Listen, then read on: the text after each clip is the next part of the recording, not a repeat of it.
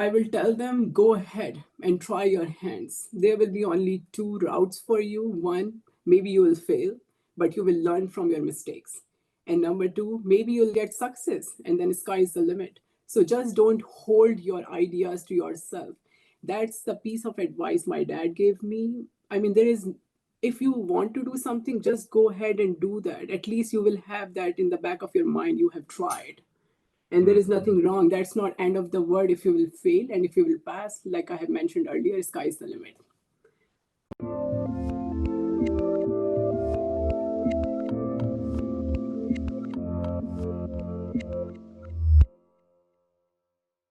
Hey everyone, this is Devin Miller here with another episode of The Inventive Journey. I'm your host, Devin Miller, the serial entrepreneur that's grown several startups into 7- and 8-figure businesses, as well as the founder and CEO of Miller IP Law, where we help startups and small businesses with their patents and trademarks. You ever need help with yours, just go to strategymeeting.com, grab some time with us to chat, and we're always here to help. Now, today we've got another great guest on the podcast, Shivi Agarwal. And Shivi came to the U.S. about 15 years ago from India looking for an opportunity.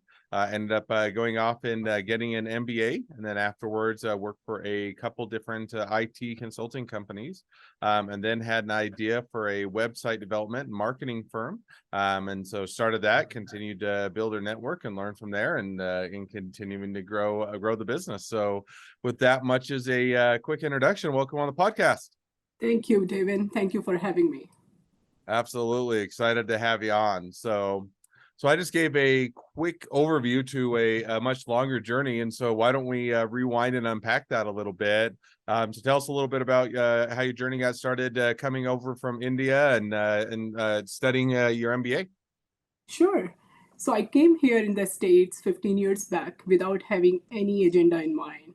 We came here with 4 bags and without having any footings. We just came here because we heard a lot about America. It's a land of opportunity.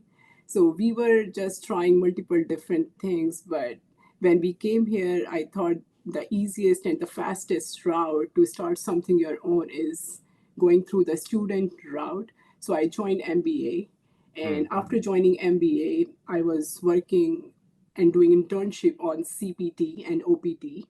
And while doing that, I was still brainstorming how to get a job in a Fortune 500 companies. And I was not seeing any route or any channel to get into it. So I was discussing with my friends, my colleagues, and they all decided to join IT consulting firm. So I followed the same, and I joined a business analyst consulting firm in Bay Area. And I thought they will train me and they will find me a job in Fortune 100 company, but they ended up hiring me back office. So I worked with them, and that day I was on cloud 9. But after spending 2-3 years in IT and consulting firms, since I grew up in a business family in India, I thought that was somewhere in my blood. So I thought, let me start something my own since I'm here in the land of the opportunity, Silicon Valley. So I came up with this idea of starting website designing and the digital marketing company because regardless which business domain you belong to, you need website. You have to have online presence. So I thought, let me try my hands. And fortunately, everything worked out. And that was kind of the initial step into the entrepreneurship journey. That's from where my company started.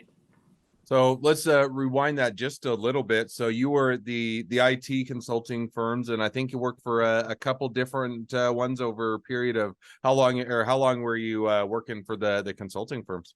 Sure. So 3 years, I have worked in 3 different companies. All 3 companies were based out of Bay Area. One company, they were kind of placing students and the experienced IT graduates to business analysts, project management areas. Other company, they were expert in Salesforce training and placements. And the third company I worked with, they were working on the cancer uh, tools. Pretty much, I spent one year in each 3 companies and learned a lot.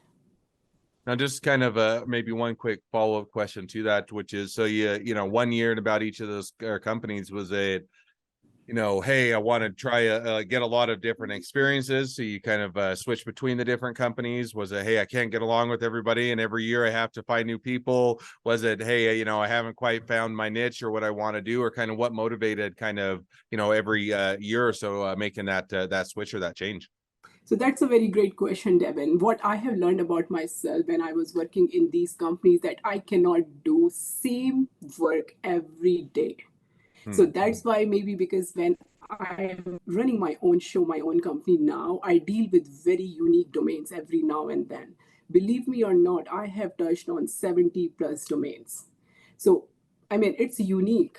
So that's what I have learned about myself. I cannot do same tool testing every day.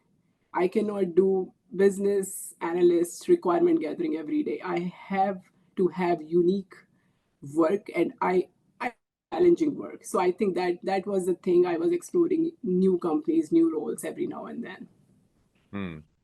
No, that makes sense. And so you're saying, okay, hey, I would like, doing the same thing day in and day out just isn't fit with what I want to do long term. So you kind of switch around between the different companies before landing on, deciding to go your own route or to try your own thing. Now, as you decide or kind of figure out what that was, and you're saying, okay, we're going to work on, website development and kind of going down that route and helping businesses and that.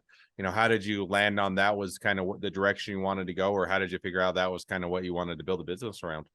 So I learned so much by doing it. Initially, I had no directions. I was just trying to win or earn one project because it's very difficult for a startup entrepreneur without having anything in your portfolio how you will pitch a potential client.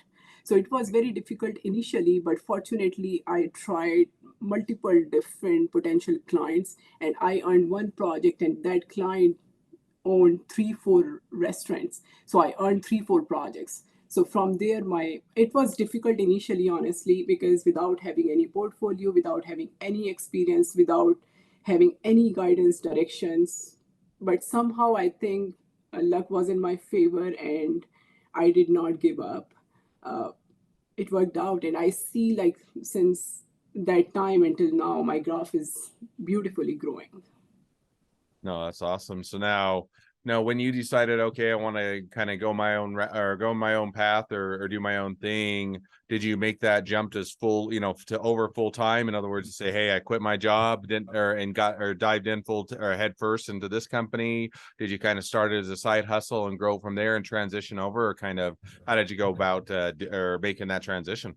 So initially, I was working and I was doing this on the side, but when I kind of get a complete hang on it, and I thought, let me quit my job and 100% focus on it so that I can go with full force and try all multiple different avenues to look for clients and to learn also. Like, for example, I have started with website designing, but I have started getting requirements of digital marketing, search engine optimization, email blast, and whatnot. So I have opened multiple different avenues under one roof. So I started with part time and I was doing this on the side, but after 1 year, I quit my job and I was just focusing on my company.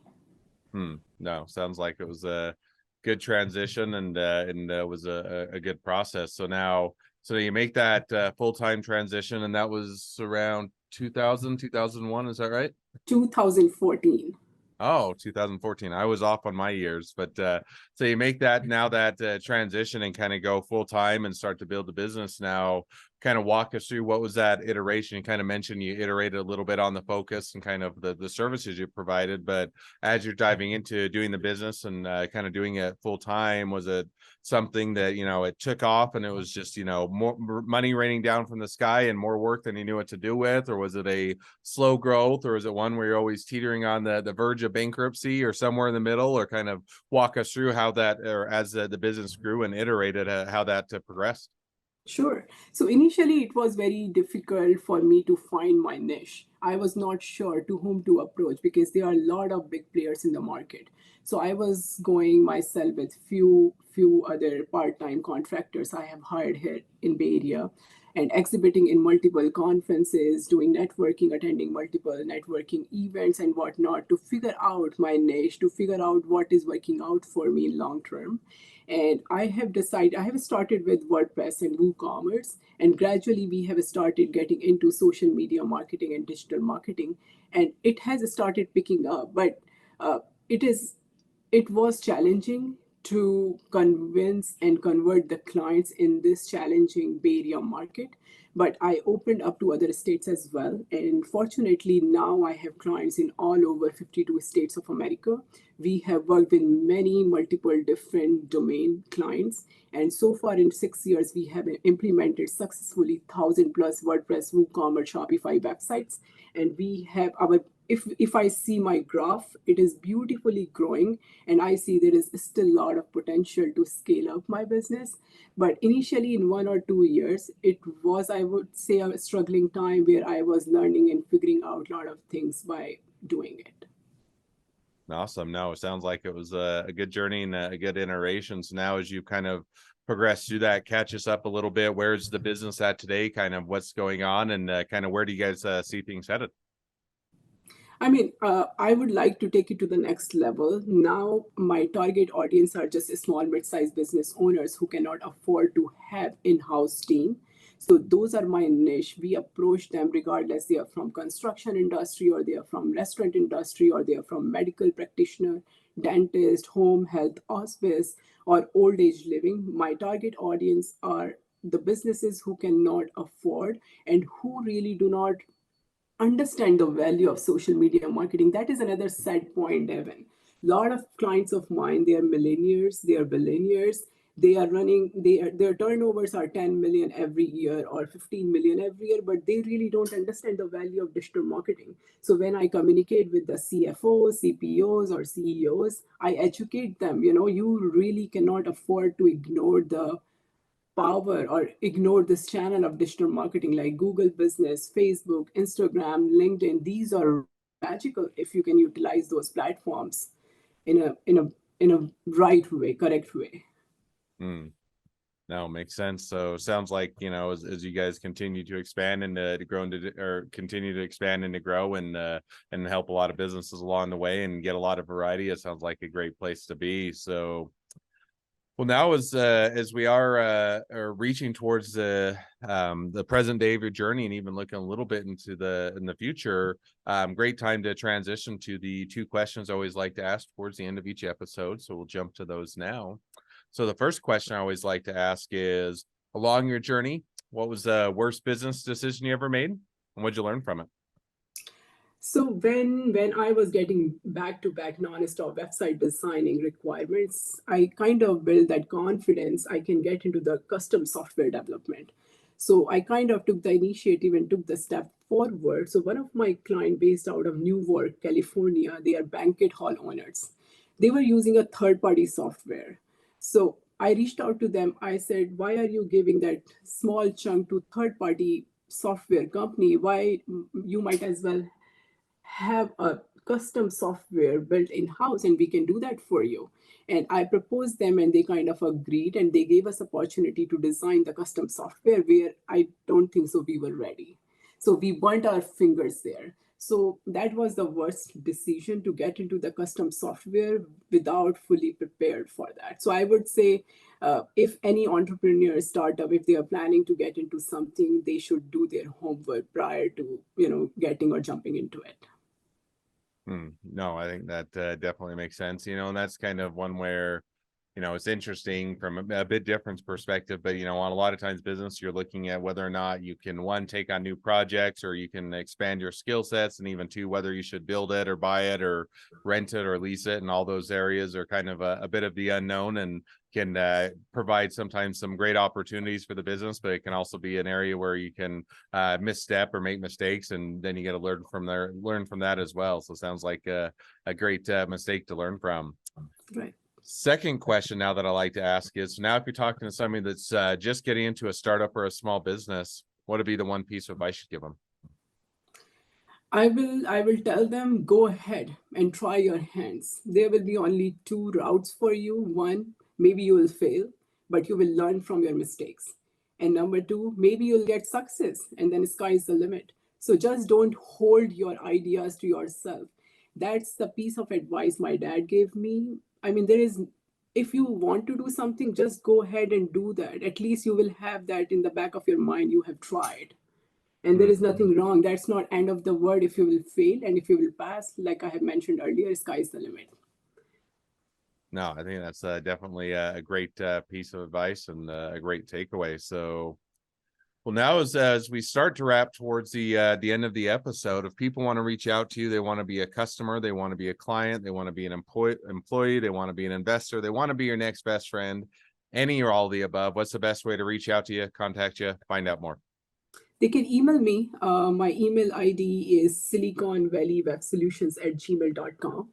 And they can always visit my website to know more about me, my services, my experience, my journey. And I'm on LinkedIn as well. They can inbox me there. So I'm always open to meet and network with new people. Awesome. Well, I definitely encourage people to reach out, support a great business, make a new connection. If nothing else, make a new best friend. So, well, with that, thank you again for coming on the podcast. It's been a fun. It's been a pleasure. Now, for all of you, the listeners that are out there, if you have your own journey to share and you'd like to be a guest on the podcast, we'd love to have you. So just go to inventiveguest.com, apply to be on the show. Couple more things as listeners, make sure to click share, subscribe, leave us a review, helps us to reach even more startups and small businesses to help them along their journey to success.